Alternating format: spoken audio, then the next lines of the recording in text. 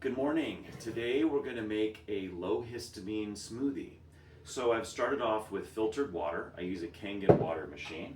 And then the heart of the smoothie is my protein powder. So I use an organic pea protein that's unflavored.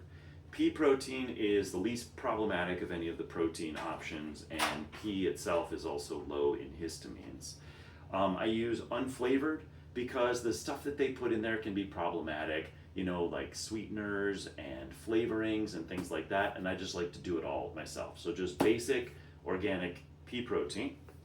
And one scoop is 20 grams of protein. I found that if I do that, I'm still hungry afterwards, and then I might eat some of my kids' like granola or cereal or something like that, which I don't really want to do. So I use a scoop and a half of protein, and that takes care of business for me. So next, I'm going to do blueberries. These are organic blueberries from Grocery Outlet. It is $10 for 3 pounds, so that's a pretty good deal. I can't do strawberries, I can't do raspberries, I definitely can't do cherries, not because of histamines, but something about the sugar in cherries is like really difficult for me. It gives me like a sugar rush, and I'm so tired afterwards. I'm not sure why, but blueberries are amazing. Blackberries are also great. Next, I'm going to do goji berries. These can be problematic for some people with histamine intolerance, just any kind of like dried fruit, but there's so many benefits to goji berries that I use a little bit.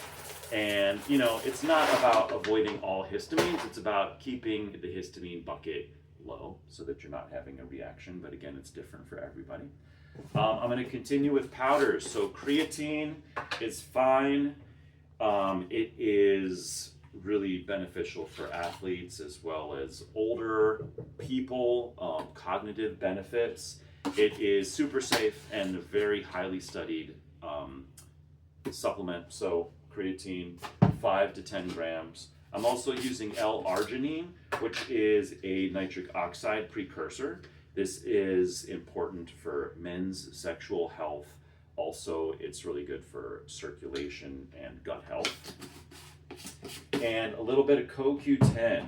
So just one little note about CoQ10. I used to use this in a tablet form, but it's way, way cheaper to get it as a powder. However, I have to be really careful about how much I use. I think it's supposed to be like 1/10 of a teaspoon. I use like this amount. If I use more than that, then it tends to wake me up. I wake up at like 2 or 3 a.m., which is a little bit earlier than normal, just full of energy, can't go back to sleep, but I don't quite get the depth of deep sleep that I want.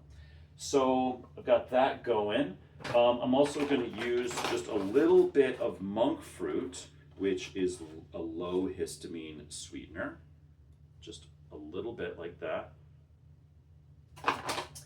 And some maca powder, which is really helpful for me for sports and for other things. So a little bit of that.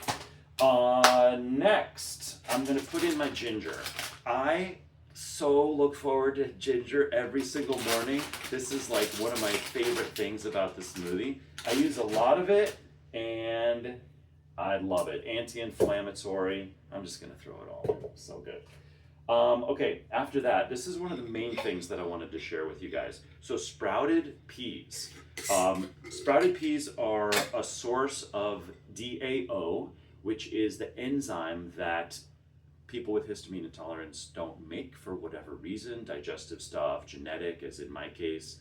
And so sprouting peas in the dark creates a lot of DAO. And so this is something that I'm just trying to like increase in my diet. So I'm going to use some of these, and I can make a separate video about sprouting these. Let me know if you want that. But it's really simple. You just take whole organic peas and you soak them overnight, and then you can put them in a produce bag or sprouting bag like this and just let them sit. Or I just put them in this strainer and let them go for a couple of days, rinse them twice a day, and then they grow these beautiful little shoots like this, full of DAO. Okay, next I'm going to use raw honey. This is going to sweeten the smoothie up a little bit, and I'm totally good with using a little bit of this in the morning because, you know, there's no sweetener or anything like that in the protein powder.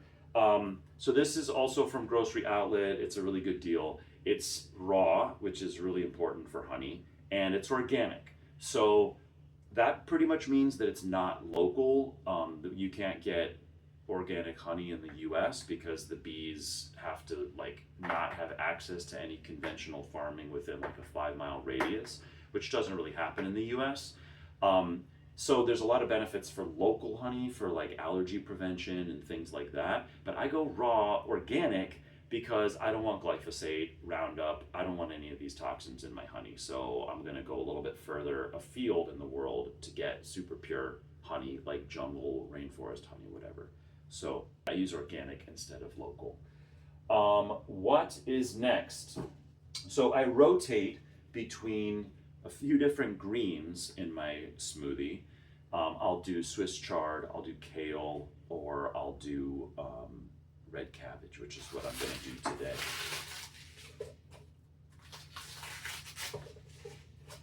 Oh God, it's so beautiful. This little guy that's been sitting here is not just for beauty, but I actually add a little bit of aloe into the smoothie. This is really beneficial for gut health. It's amazing for the intestinal lining. So the inside of the aloe is really what you want. The outside of the aloe can be kind of bitter and can have histamines. But I'm a little bit too lazy to like peel the whole thing. So what I do is I just hit the corners, which I think is the most bang for my buck in terms of getting rid of peel. Okay. And I just use scissors. I just cut it off of the plant that I have. I've got a few of these plants around my house, and I just like a vampire, just kind of like snip them off. And I have yet to, I mean, just one little plant like this would probably take care of my needs, but I don't want to kill it, so I rotate between my plants. Okay, I'm gonna drop this in. One other thing I want to tell you about the aloe is that it will get bitter over time. It's kind of like putting orange seeds or something like that into a drink. You can blend it up, and at the beginning you're not going to taste the bitter, but it slowly gets bitter over time, which is a really good thing because you want that bitter to happen inside of your digestive system because it's really beneficial for improving digestion. But like I said, it happens over time. So if you drink it quickly, then those bitter compounds will develop after they've gone past your taste buds, and it'll happen inside of you, which is where you want it to happen. Okay.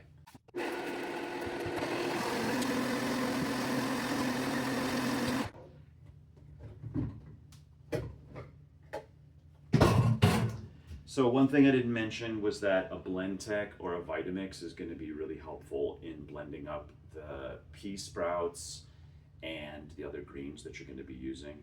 But I think most blenders can probably handle it pretty well. Cheers. Oh my God, that ginger.